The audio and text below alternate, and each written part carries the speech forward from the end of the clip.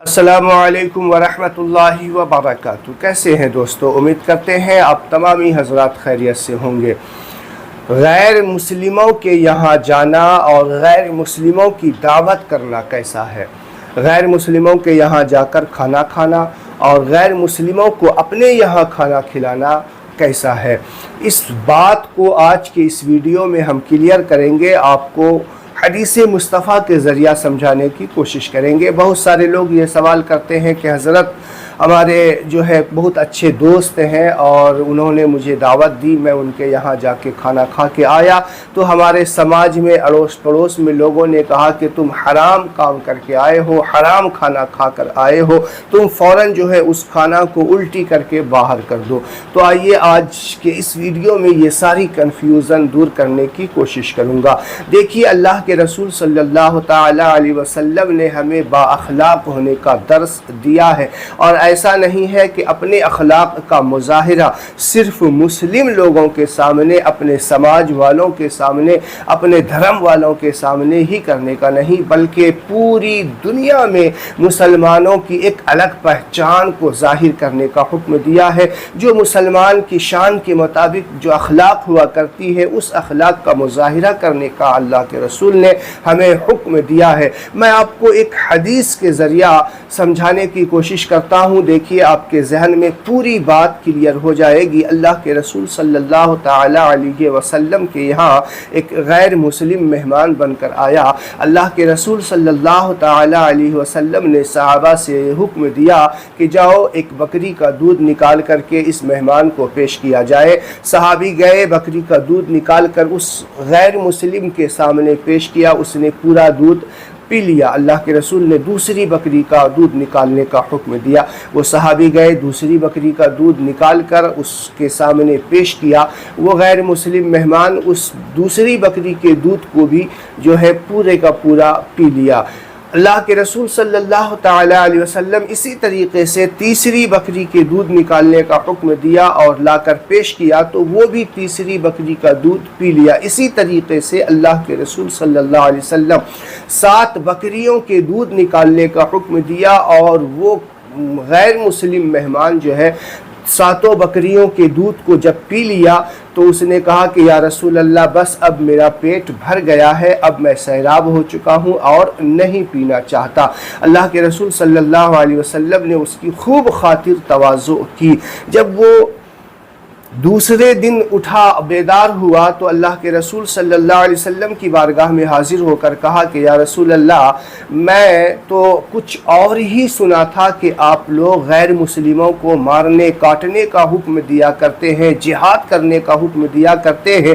میں جب سے آپ کے گھر میں آیا ہوں مہمان بن کر، آپ تو میری خوب اچھی خاطر و تواضع کر رہے ہیں۔ اللہ کے رسول صلی اللہ تعالی علیہ وسلم سے عرض کرنے لگا کہ یا رسول اللہ، میں مسلمان ہونا چاہتا ہوں۔ آپ لوگوں کے اخلاق کو دیکھ کر جو لوگ باتیں کیا کرتے ہیں، میں اس کو غلط ٹھہراتا ہوں، اور آپ لوگوں کا اخلاق سب سے اعلیٰ ہے، آپ لوگوں کا مذہب سب سے اعلیٰ ہے، میں مسلمان ہونا چاہتا ہوں۔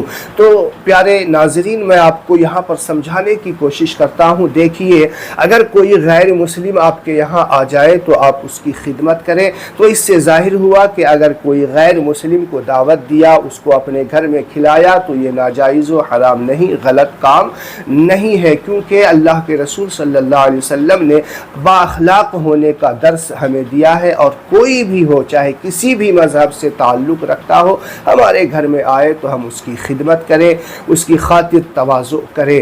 تو دیکھیے، اللہ کے رسول صلی اللہ علیہ وسلم اور صحابہ کرام کے اخلاق کو دیکھ کر کے ایک غیر مسلم اتنا متاثر ہوا کہ اس نے ایمان لانے پر اپنے آپ کو نہ روک سکا۔ تو غیر مسلم ہو یا مسلم ہو، آپ کے یہاں کوئی بھی آئے، ان کی خاطر تواضع کرے، اپنے اخلاق کا مظاہرہ کرے۔ اب دیکھیے، میں آپ کو بتاتا ہوں کہ اگر کوئی غیر مسلم ہمیں دعوت دے، ہم غیر مسلم کے یہاں جا کر کھانا کھا سکتے ہیں یا نہیں، تو اس بات کو بھی میں اپنی طرف سے نہیں، بلکہ اللہ کے رسول صلی اللہ علیہ وسلم کی ایک حدیث مصطفیٰ کے ذریعہ سمجھانے کی کوشش کروں گا، تاکہ آپ کے ذہن میں پوری بات کلیئر ہو جائے۔ آپ نے سنا ہوگا کہ اللہ کے رسول صلی اللہ علیہ وسلم کو ایک مرتبہ زہر دیا گیا تھا. تو کس نے زہر دیا تھا؟ اس یہودی عورت نے زہر دیا تھا. اور یہودی عورت نے زہر کیسے دیا، یہ زہر دینا کیسے ممکن ہوا؟